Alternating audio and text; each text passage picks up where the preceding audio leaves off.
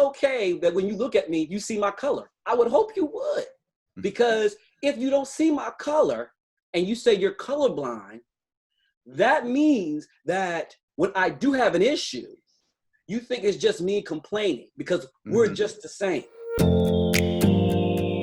Hey everyone, so what you're about to watch is a conversation I had with my friend Derek Gray. Amongst everything that's happened with the death of George Floyd, this one really hit me differently. In the past, I've always remained silent. I never really understood, the need and the Black Lives Matter movement, but this time I felt like I really needed to educate myself. And so I wanted to give Derek a platform to use his voice, not only to help me better understand, for any of those who want to watch and better understand as well. And I feel like even if you disagree, you at least have to listen to the other side. You have to listen to a different perspective. And so this is an opportunity to do that. And I've really enjoyed this conversation. It really has opened my eyes to the bigger issues. And so I hope that you take the time to watch and learn. And thanks so much. This is a conversation with my friend Derek Gray. How did we find each other? It was on, was it Craigslist? It wasn't Craigslist. It was like that first, It's like one of the first online sites that you could like find people on. I forget the name of it. Tell everybody kind of like what you do a little bit, because you're a writer, producer. Right, I'm a writer, producer of a web series that we've been doing for 3 years called Tollbooth, which is on Tollbooth, the series on YouTube. So it's kind of like a soap opera drama. And I was able to get some of the best actors in the DMV. And actually this season will be expanded and done LA, New York. So a lot of actors Awesome. that have come out and been part of the show. And I recently wrapped my first rom-com titled Letters from Sam, which is doing an amazing job on the film circuit thus far. So a lot of the festivals, of course, have been postponed because of COVID, unfortunately, but we've gotten into a few. I'm just excited to really start announcing these particular festivals. So yeah, and I think recently I just reached out to you because I saw the work that you were doing, and then the George Floyd incident happened, and then you released a video, and I watched it because as we had discussed, out of all, I mean, this has happened so many times. It's happening for years, and this one for me really hit home. And I don't know if it's just seeing it from the beginning to the end, and just there's always been a huge response, but this one in particular stands out for everybody. I feel like everybody is also saying, like, if you're silent, you're also part of the problem. And that got me thinking too. I'm like, oh, well, yeah, I think I need to educate myself a little bit better and understand it. And then watching your video helped me do that. And one of the things that stuck out that you said is, you need to ask your friends how they're feeling. And I've never done that. And so this is kind of like an effort for me to be like, yeah, that's kind of like, it's like, how are you feeling? And what's your perspective of all this, coming from someone who has always been aware of it, but now I need to better understand it. And I'm kind of representing people who, or maybe don't understand it at all and want to understand it. But yeah, so let's just kind of start there with how are you absorbing this and all that. This one broke me more than I think the others have. Not that the others have not been significant, but I think for me and many others in the Black community, the reason why I use the word broke me in a sense was because it's been going on for so long. Mm-hmm. That's the main thing. It's been going on for so long, and then to know all of the protests and the movements that people in the Black community have tried to incorporate to invoke change, and those things have been tossed aside, ignored. Looking at how both parties, Republican and Democratic alike, continue to use and take advantage of the Black vote, just as they've done for years, decades. It just became enough's enough type of mentality. Mm-hmm. And I literally just felt, broken. There's a lot of people out right now who were kids when Barack Obama was nominated president.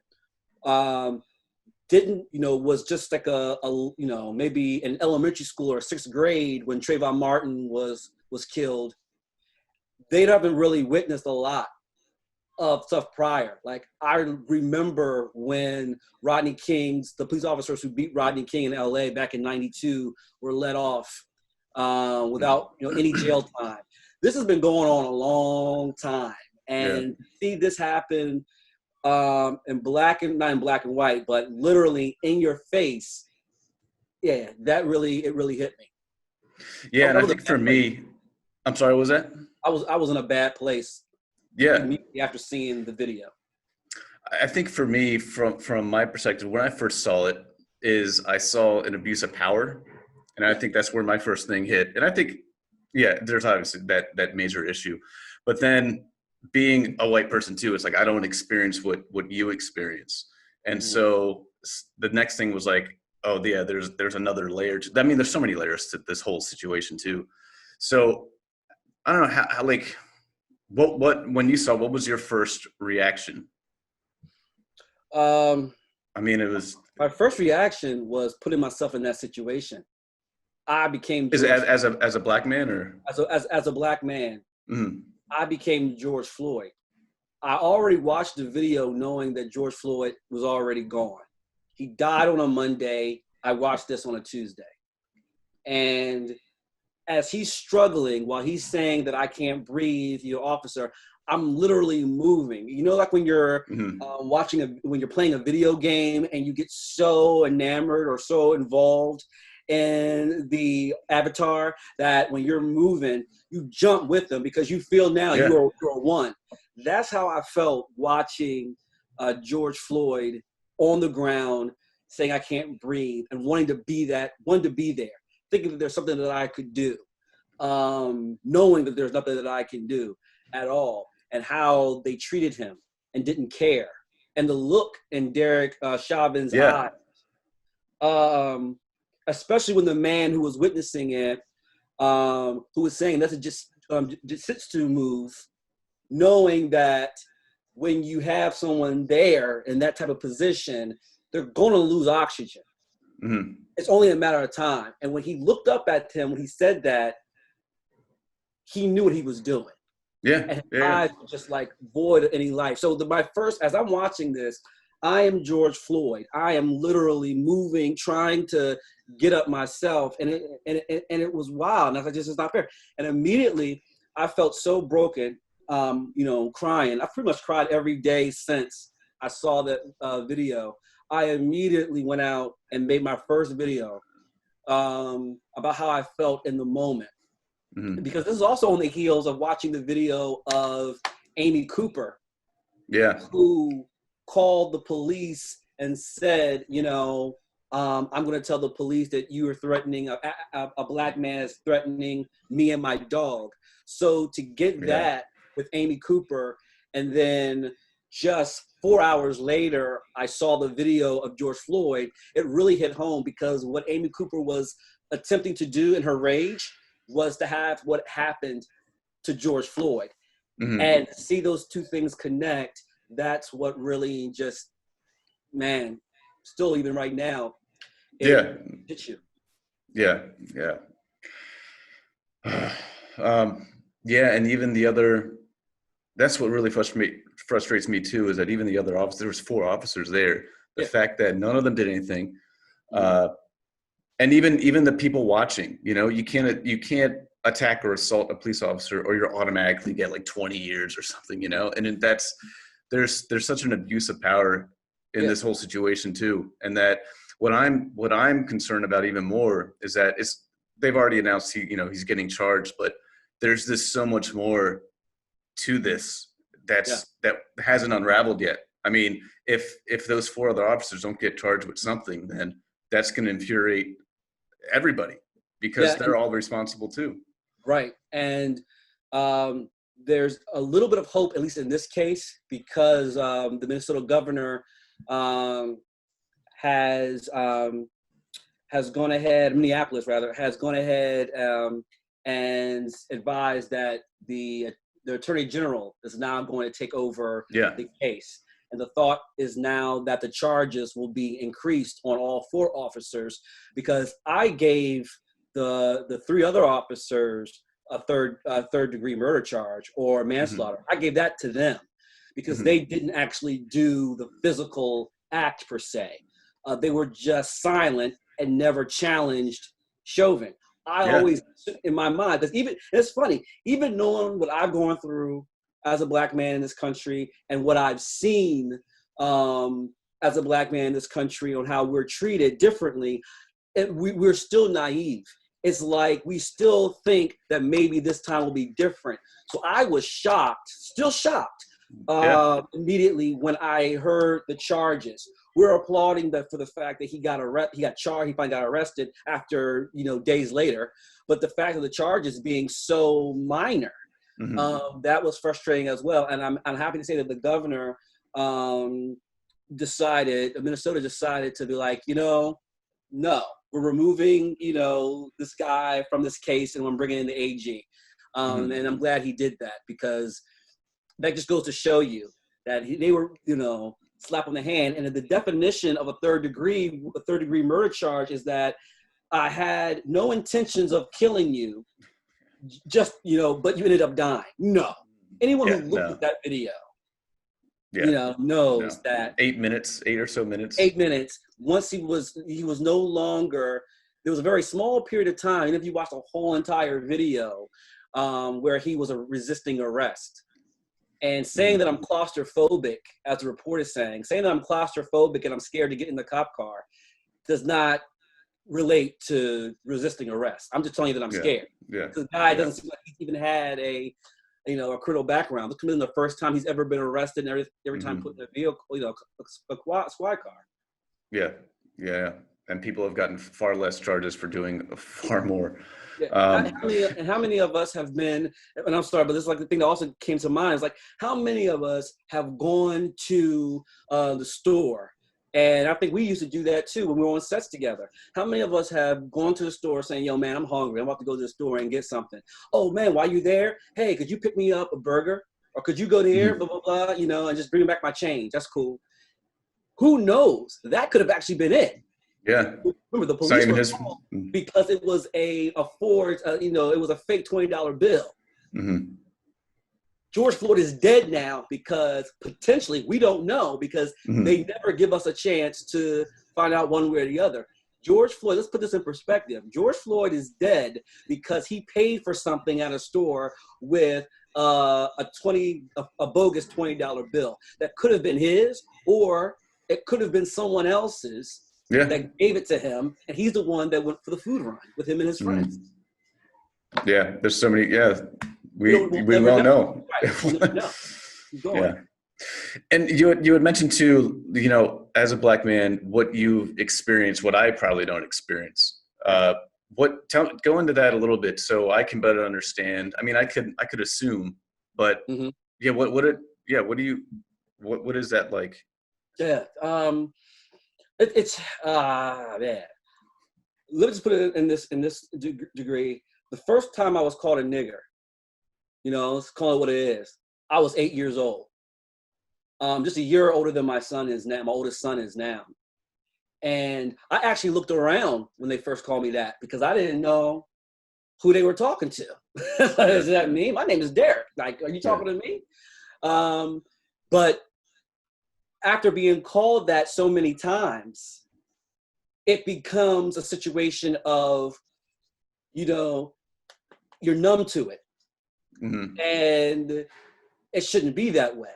And then as a grown man, I remember my wife and I were dating at the time. And I had just gone to her uncle's house to ask her hand in marriage, because she wanted everything to be very, by the book. So I remember after that, but I had never been to that part of town, which is actually where I live now, before, without like navigation and, without her being there to kind of like help me. It was my first time that far, beyond the harbor. So I'm driving, and this is back before, this is how old this is. This is 2010, before the navigation actually spoke. It was like you just got the navigation on your phone, but it wasn't like I didn't have the sound up. And so I'm looking, and I missed my exit. So I try to get over to a lane and get it. Car behind me beeps. I do the old, like everyone else does, right? Oop, my bad, sorry. Next thing I know, it wasn't just an SUV. It was a undercover SUV, cop car. They get out, 4 of them. All 4 cops get out. And they begin harassing me as to where I'm going. I had just had a play the day before, and I had the props from the play in the back. I think we knew each other when I had my Mustang. Did we know each other back then? Oh, I think I remember your Mustang. Yeah, so I had my Mustang. So it was like I had all the stuff in the back of the Mustang, and Mustang, the back seat's pretty small. That's why I had to get rid of it once I got a family, because but they were like, you got a lot of stuff in your car. Are you trying to get out of town? And I'm like, no, I don't know where I'm going. And I said, the stuff in there is from my play that I had the other night. A play, like they just kept needling me. And at one point, I got so excited that I actually took my hands off the steering wheel. I'm like, look, and like, hey, calm down. Why are you getting so? So then it all started. Yeah. Not to mention when I go to get my license and registration, they immediately have their guns on. I mean, it's just the whole 9, guns on their holster. And I said, man, I'm just trying to get home. He doesn't, can you just tell me where to get to 295? That's all I'm trying to find. Yeah. Why do you want to get to 295? Right. And then he leaves without talking to me, going, I guess, running my, license and all that, and comes back. And then, that was it. It was a matter of, here, this is where you go, stay out of trouble. I've been in situations where it's just been me.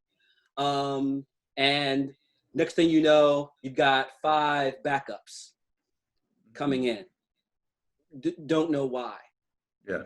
5, especially back in the day. And a lot of this stuff happened to me when I was younger.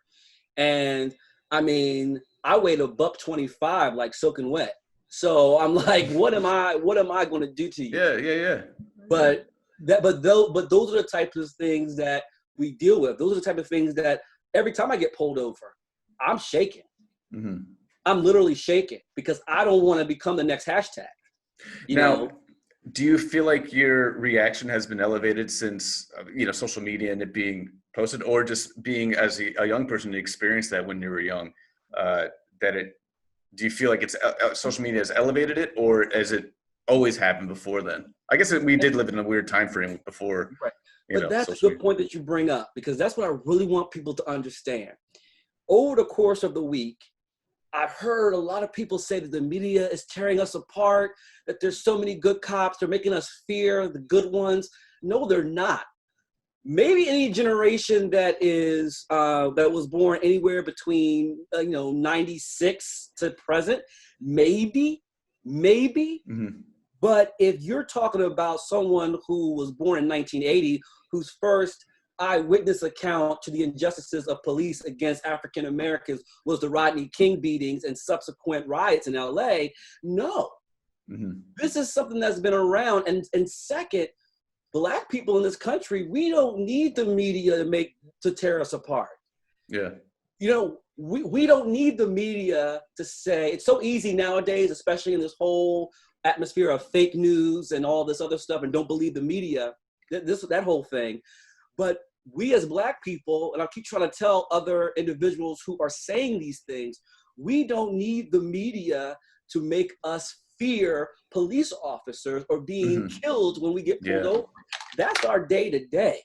So first, we've got to get over this whole thing. When it comes to race relations in this country, we definitely need to forget about the media doing this. This is what we did. This is what we went through. This is what we went through. So no, to answer your question, but I think it was a great question to ask because, because because from my perspective, it's like, it could be someone's excuse, Yeah, it could be someone's excuse, because I've never dealt with this. And I know that the media is only showing, cops that are abusive, but they're not showing the good cops. And I'm always quick to try to turn it, not to embarrass someone, but to kind of get them to understand the whole facet of this whole thing, which is you're automatically going to say that it's a shame that the media only shows the bad cops and is not showing the good cops. Okay. because there's many good cops out there, and we can't paint with a broad brush. Exactly right, friend. So I say to you, why are you so quick to think that it's only the Black people that are rioting?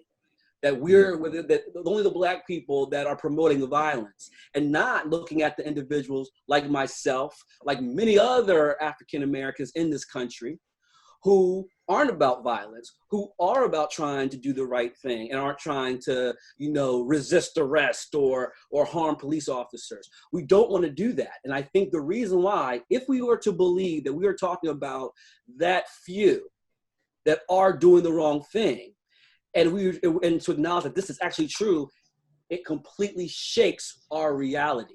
Which is so, but people say you don't talk about two things, right? Politics and religion. Why is that? It's because we were raised by our families, and we were raised to understand this is what religion means. This is who I'm going to vote for. This is my political party. And to be told anything differently shakes who we are. We feel that our whole life is a lie.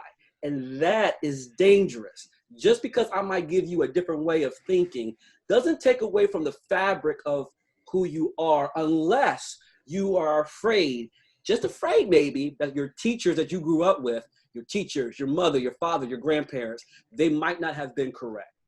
Mm-hmm. You know, and that's what we need to really focus on. And why do you feel like there's people that always make up excuses for what's happening? There's like, they're like, well, here's the statistics. And I'm not going to lie. Like I've looked them up too. And I'm like, oh, there's validity in it. But at the same time too, I've gotten to the point where, again, I just go back to, I need to better understand it. And so, like I forgot what my question was. Oh, the people that make excuses and hide behind the statistics. Yeah, and then they pretty much shut this whole process down. Shut it down. Yeah. My favorite one is that, Black on Black crime. Mm-hmm. More Black people kill Black people than white people kill Black people, and the statistics will provide that. You missed the whole point if you go down the road of statistics.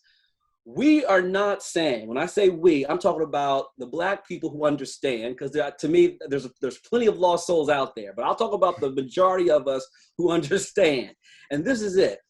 We're not saying that only thing that matters is when white people get killed. That's not what this is about.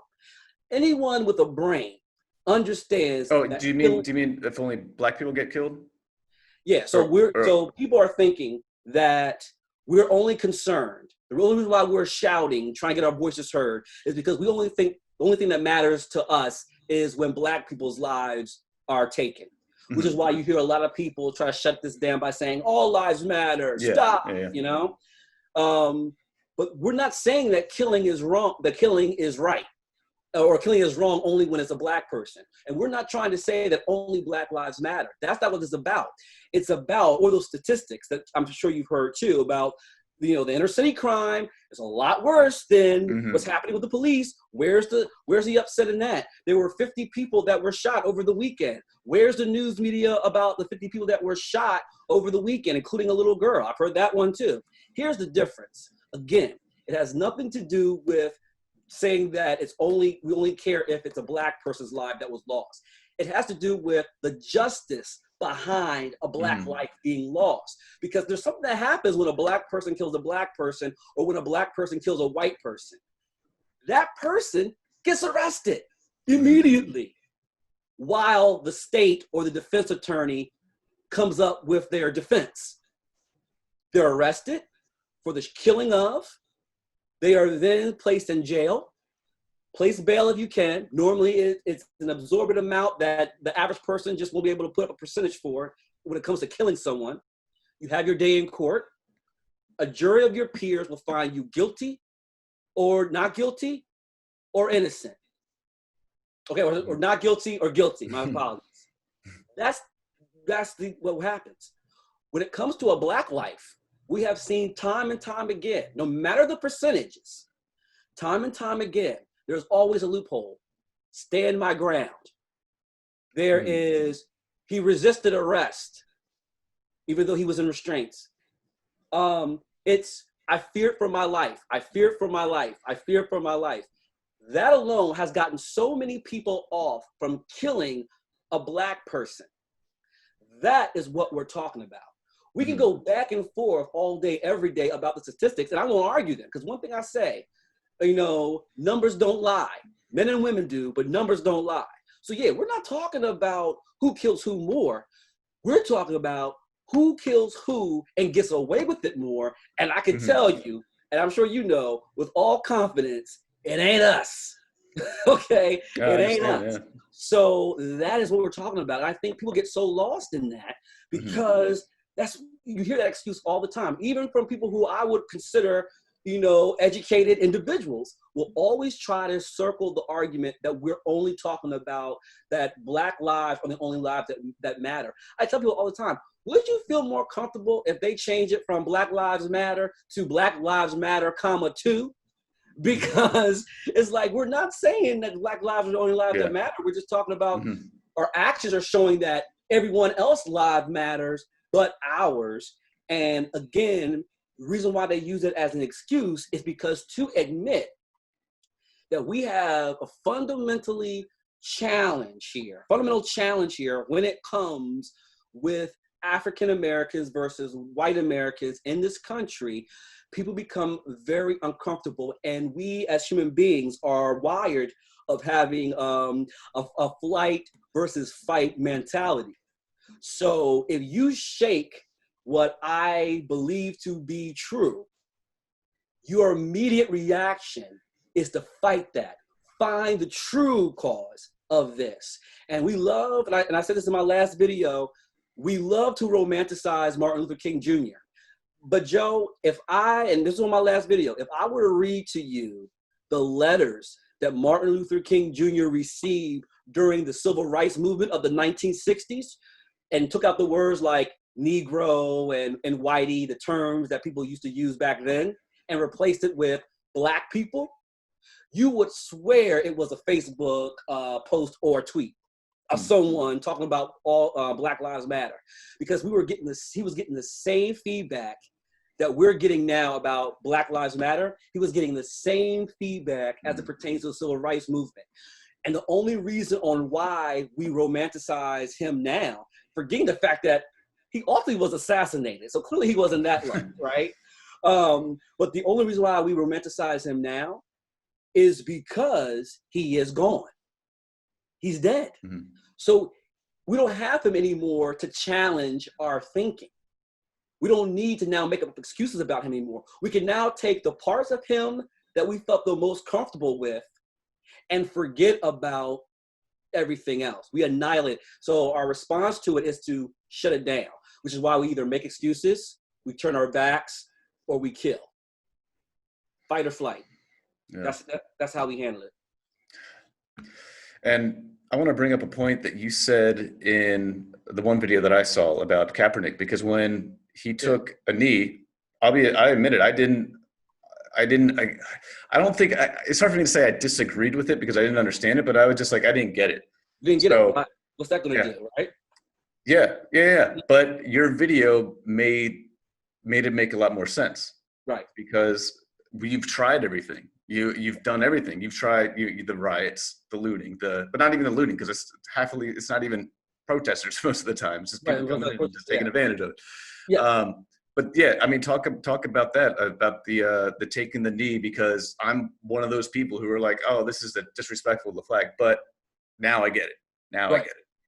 So we're taught, little boys and little girls are taught back when we're playing Little League, flag football, soccer. I was a soccer player. I think you were a soccer player too, weren't you? Yeah. Yeah, that's one thing we have in common, right? So we're taught what happens when one of our players, either on our team or the other team, is truly hurt and they're on the field. What do? Take a knee. We take a knee. Out of respect for that player being hurt. I may not be on your same team, but you're hurting right now. And out of respect, I'm going to take a knee until I can see you up on both 2 feet, either walking off or being helped by the coach and the medical staff and being carted off. That is what we're taught. In the military, when you are in a line of fire and someone that you know, one of your guys falls, are you just gonna, most of the time, are you gonna run? Sometimes you have no choice. But if you're in an area where they're shot and you know that at this particular time, you guys are not in harm's way, you're gonna kneel, you're gonna tend to them and see what you can do to help while you guys are out there.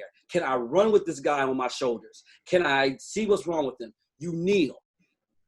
That is why Colin Kaepernick kneeled, because as we are talking about the national anthem and we're talking about our country, we know, at least those who are not blind to what's going on right now, know that our country is hurting. Our country is hurting because if one person is experiencing injustice in this country or being killed, that's one too many.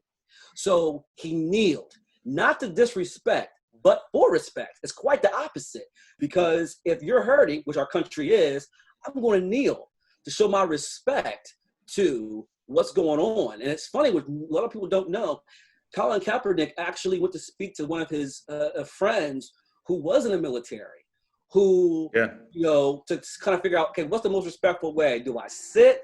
Because I think on the first one he sat, and that even felt bad to Kaepernick. He felt uncomfortable with that because he was trying to find a way to show his feelings without being disrespectful. And the guy said, yeah, sitting down, that's definitely disrespectful. But if you want to show that you're hurting and that the country is hurting, you know, he gave the same type of example that I gave, you know, in the military, we kneel. So that's where the kneeling came from. It wasn't even Colin Kaepernick's original idea. He actually consulted with a friend of his who is in the military to decide what should he do during the national anthem, which is why he adopted the kneeling. So we're kneeling because of the injustices of the country. America deserves better. America is hurting. Land of the free, home of the brave. So that's where the kneeling comes from. And it's a silent protest. But we're told you've got to find a better way from the mainstream. Trump is saying, you know, wouldn't it feel great to tell them to get that son of a bitch off the stage when they disrespect our flag? You got to find a better way. So what do? Okay, we organize, before that, we organized Black Lives Matter to bring attention. And this is everyday African-American people in this country, similar to the Me Too movement, who are trying to bring attention to what has gone on as far as African-Americans are concerned. We were told, find a better way. All lives matter. Shut up. Colin Kaepernick figured, I'm a celebrity. I'm of a different stature, but I'm still, you know, Black. Let me try to find a way to bring attention to it. He does it. It brings attention to it. But again, we're told it's a wrong way. And now when we are protesting, we're focusing only on the looters. We're focusing only on the people that are going to take advantage of the situation. And there are some people out there, because even the government, I've told this before, on both sides of the aisle, although both sides now are trying to politicize this, either it's a radical left or a right, you know, radical right, but they both can agree on both sides of the aisle that 80% of the looters and the rioters have been not a part of the protest. And so you can't say that this is just a left talking point or right talking point, because both sides of the aisle, now they're both pointing their fingers as to who's to blame, but both sides of the aisle have agreed that 80% of the people that were looting had nothing to do with the protest for George Floyd. But we still, even with that knowledge, we still don't want to focus on the fact that you've got a group of people who are hurting right now and they need support. They need dialogue like this and people like you, because if with our two voices, we already know what's going on. So I love my people. I love the protests. Forget the looters, forget the rioters, understand the anger for the 20% that is African Americans looting and rioting, okay? Because we're not completely, you know, removed from that, but understand it. But at the same time, even for the peaceful protesters, my challenge is, and what I'm trying to utilize for my platform using my gifts is, what's next? Because protesting, peaceful or violent, only does one thing. It brings attention to the situation. But both protests, be it peaceful or violent, will be forgotten until the next injustice. So as we ride this wave, we need to look ahead and figure out what's next, which is why I'm pushing now, 2020 election November is so important. And if we look at our history, we've been here before. We just have to be smart. And what do we do now? How do we take, positive advantage of this situation and evoke real change? Because protesting is not going to do it alone. Mm-hmm. No, you're absolutely right. That was an opportunity after Kaepernick kneeled for Trump or anyone of leadership to say, yeah, let's have a conversation. But that did not happen. And then it got brushed under the carpet. It got brushed under, right. Because that was a prime time. We don't have to agree. Here's the other thing, y'all. We don't have to agree. It's okay that when you look at me, you see my color. I would hope you would. Because if you don't see my color and you say you're colorblind, that means that when I do have an issue, you think it's just me complaining because we're just the same. That's the danger in the melting pot theory rather than the chef's salad theory. Don't make me melt into you and you melt into me. Acknowledge my differences so I can acknowledge yours. So when you and I both have beef and I start speaking on it, you're not saying, well, everything is fine for me, so you must be complaining. No, say, I don't understand it. I may not even agree with it, but let me find out what it is I can do to make things better for both of us. And that was the opportunity. Trump wouldn't have lost any votes. See, this is the thing I have about 45 or any other politician. Understanding a certain group doesn't get you in trouble with your base. That's the thing you mess up. If anything, it potentially could bring more people on your other side. Because Trump could easily say, I don't agree with it. I think it's a disrespect to our flag. And his base would still be like, here, that's right. Not only his base, even people who may not even like Trump, but agree with that talking point. So you will even get other people on that side to say, yes, right, I don't agree with it. I don't understand it either. But if there's a reason why you're doing it, I want y'all to come out. Let's go. Let's have a conversation here in the Oval Office, and let's talk about it. Not as a photo op, which is the only time that I see black folks in the White House these days. Not as a photo op, but a real sit-down conversation so I can understand. And then together, we can come up with some reform. Okay, what do we need? Is it more black representation and in legal field? Is it more black AGs? Is it more black police officers? Is it more black chief of police? What do we need to balance this? When they found out that there was a shortage of players of color in the quarterback position and on football teams, what did they start doing? They started to hire more people of color in the offices making these decisions. When Beyonce tried to go to either Reebok or Adidas to sell her shoe, I think it was Reebok, if I'm not mistaken, and she looked around, I don't know, but this is a good example. Yeah. She looked around and she was like, there's nobody here that looks like me. I'm out. I'm going to your competition. That's the example.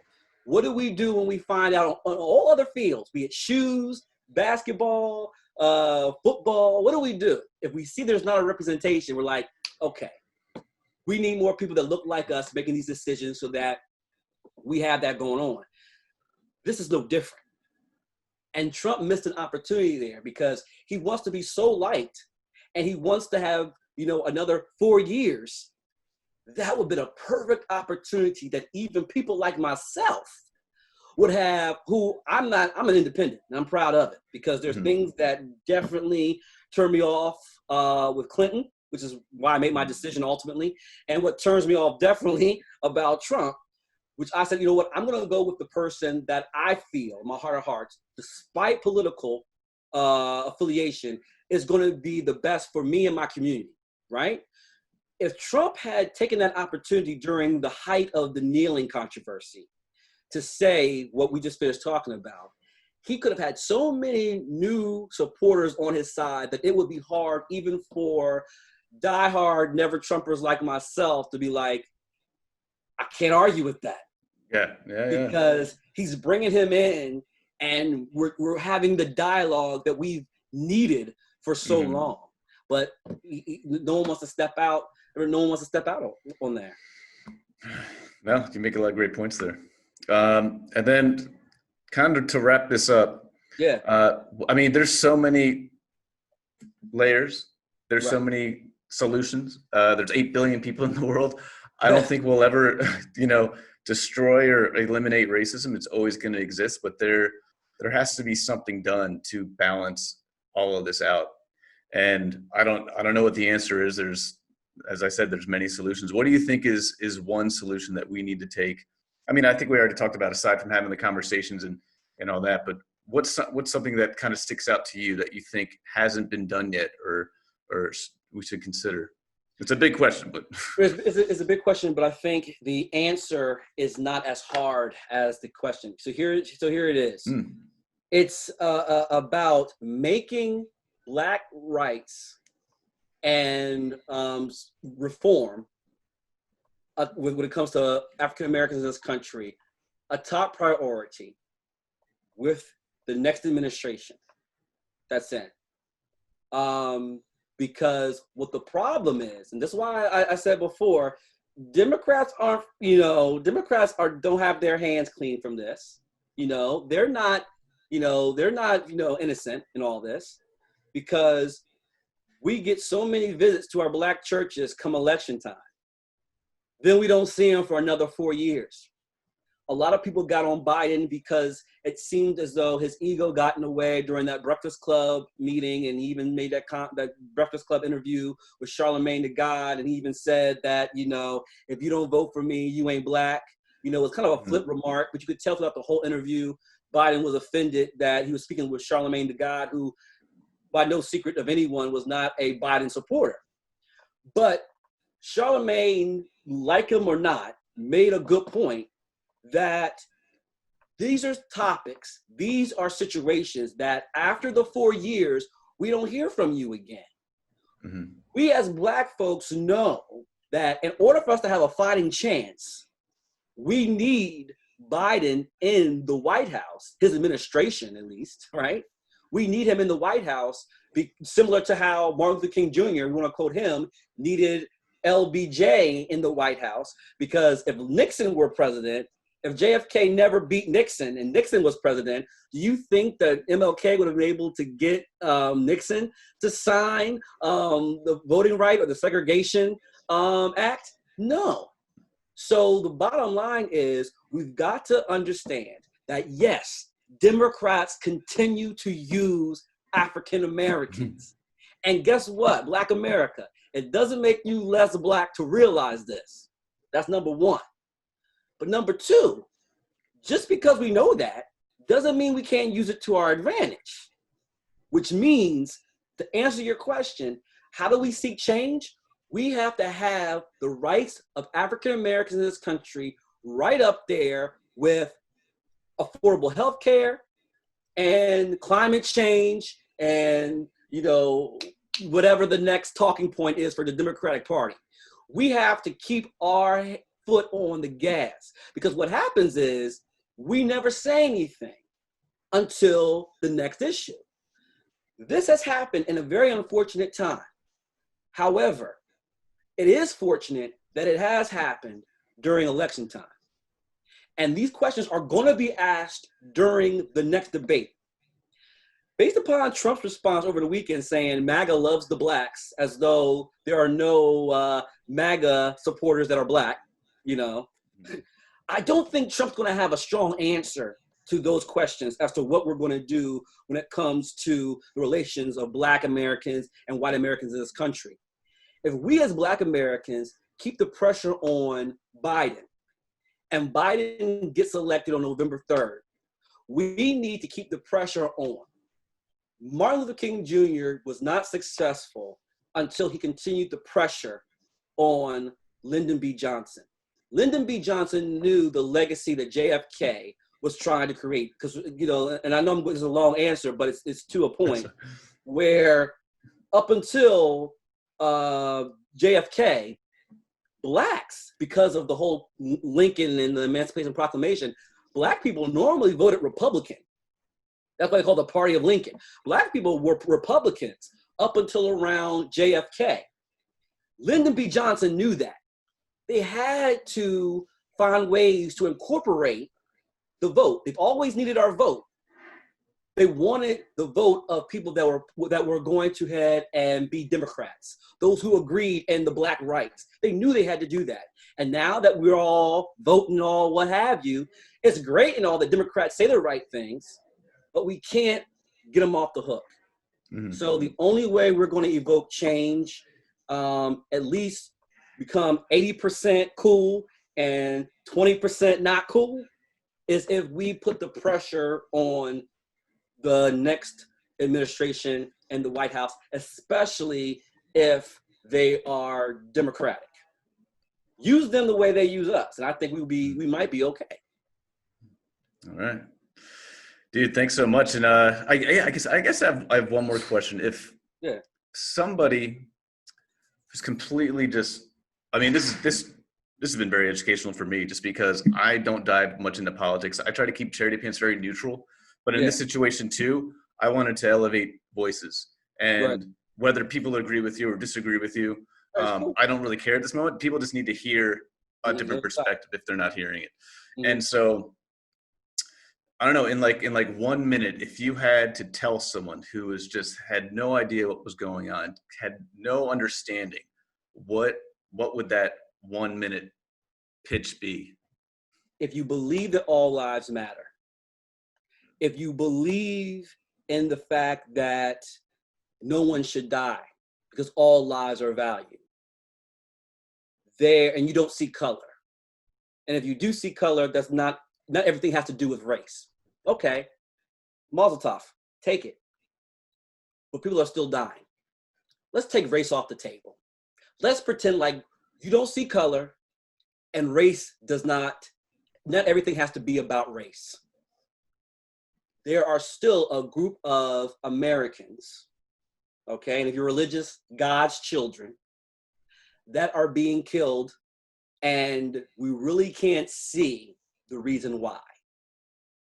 Unjustly. And I'll say it again, if you believe that all lives matter and not everything has to do with race, let's drop that narrative right now then. But there are still a group of Americans, groups of God's children that are being killed, men, women, and adults, and children that are being killed at the hands of police. If that's the case, what do we do so that these particular people, white people, black people, whatever, they just happen to be black, fine. What are we going to do to solve it? And if protesting doesn't work, silent protesting doesn't work, violent protest doesn't work, what are your suggestions?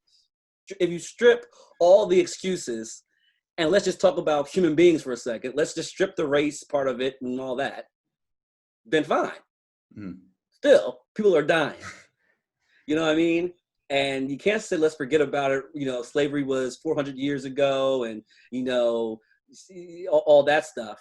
Because 9/11, yeah, that was over 10 years ago, almost 20 years ago, right? I mean, we're heading up, we're getting up there now. At 2001, like 19 years ago, and we still say what every September 11th? What do we say, Joe? Never forget. Never forget, man. So let's not forget when we're getting killed still. Well, thank you so much for this has been really great.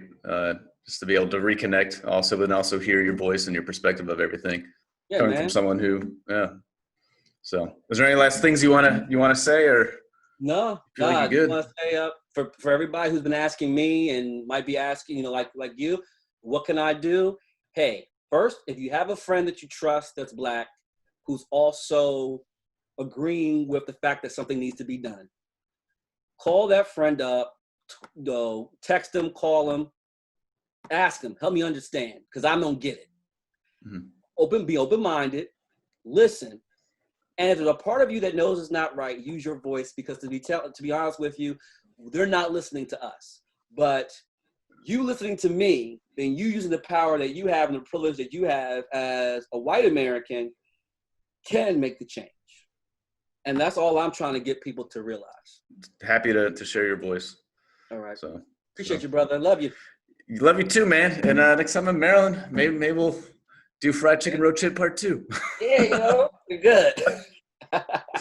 The Chick-fil-A version. I don't know. Chick-fil-A, yeah, we gotta figure out something. Yeah. We'll get like a brand deal. Yeah.